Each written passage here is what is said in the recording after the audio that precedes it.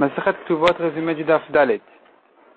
La Gemara avait ramené qu'en principe, une Betula, une vierge, doit se marier mercredi. On avait donné aussi la réponse, c'est parce que jeudi, il y a le Bedin qui est ouvert, et donc s'il a un problème avec elle, il ira immédiatement au Bedin pour se plaindre. Cependant, la Gemara avait ramené une braïta qui disait que s'il n'y a pas tellement le choix, si en cas de problème, elle peut se marier aussi lundi. La Gemara demande c'est quoi le cas du problème. La Gemara avait déjà proposé une première réponse, et ici la Gemara donne une nouvelle réponse. Il s'agit d'un cas spécial où le père du Khatan ou bien la mère de la Kala est mort juste avant le mariage.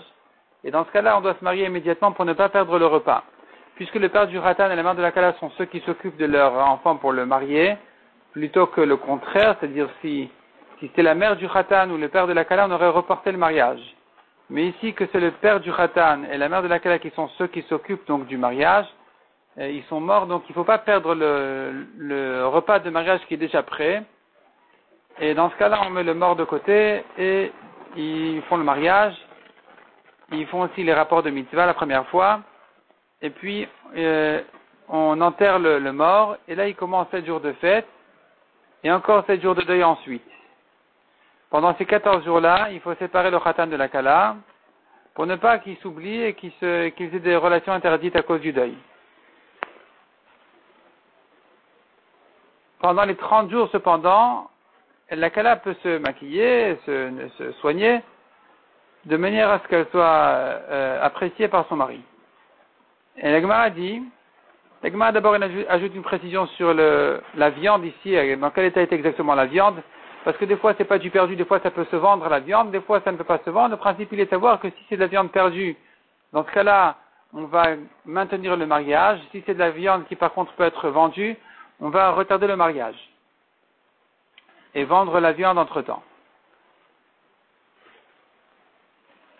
La Gemara ensuite, la Gemara ramène la suite de la Braïta qui disait qu'il en est de même dans un cas d'une nida, une femme qui au mariage elle était nida, qui n'a pas eu de rapport encore avec son mari, elle ne peut pas s'isoler avec son mari, il faut les séparer, lui il dort avec les hommes, elle dort avec les femmes. Et la Gemara se prolonge à expliquer ces halachot là, où on sépare le khatan de la kala. On a vu ici déjà dans le cas du deuil, pendant tous ces 14 jours-là, ils doivent être séparés. Lui dort parmi les hommes et elle dort parmi les femmes. Et de même pour une nida.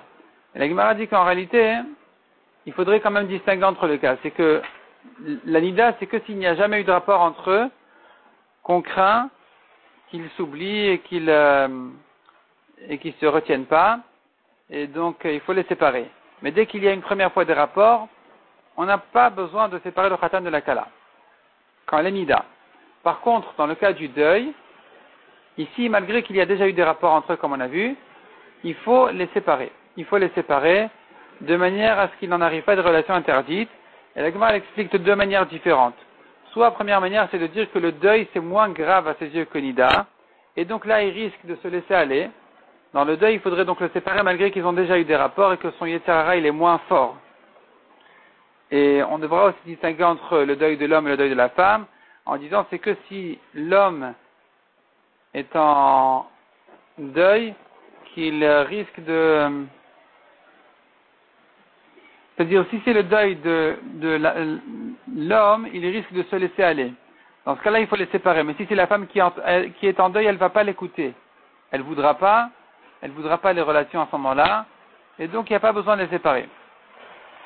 Et donc on devrait dire que malgré que pour l'anida on a vu que c'est suffisamment grave qu'on n'ait pas besoin de les séparer, pour le cas du deuil, quand il s'agit du deuil de l'homme, il faudrait les séparer. Deuxième manière, c'est de dire non, il n'y a pas de distinction entre deuil de l'homme et deuil de la femme. Simplement, le chidouche il est ici de dire qu'en général, dans un cas de deuil, on n'a pas besoin de les séparer. Un homme qui est en deuil ou une femme qui est en deuil n'a pas besoin de se séparer de son mari. Ils savent se retenir, ils ne vont pas en arriver à des relations interdites pendant cette période-là. Mais, ici, il s'agit d'un cas où le deuil a été négligé à cause de la fête du mariage, puisqu'on leur a permis 7 jours de fête, là, ils risquent de s'oublier. C'est pour ça qu'il faut les séparer, malgré qu'il y a déjà eu des rapports entre eux, ils risquent quand même de s'oublier, donc là, il faut les séparer, lui dort avec les hommes, elle dort avec les femmes, pendant tous les 14 jours qui sont les 7 jours de fête, et les 7 jours suivants qui sont les 7 jours de deuil officiellement. Pendant les 7 jours de fête, ils doivent quand même garder de la halachot de deuil discrètement. Ils doivent respecter le deuil discrètement, et donc les rapports sont interdits même pendant ces premiers jours-là, qui sont en réalité officiellement des jours de fête. Et puisque tout a été comme ça perturbé et négligé comme deuil, puisque le mariage a été fait avant, bon ça, c'est une chose, mais même après l'enterrement, encore, ils continuent à négliger le deuil en faisant 7 jours de fête, et donc ils risquent de s'oublier, c'est pour ça qu'il faut les séparer en mettant l'homme chez les hommes et la femme chez les femmes.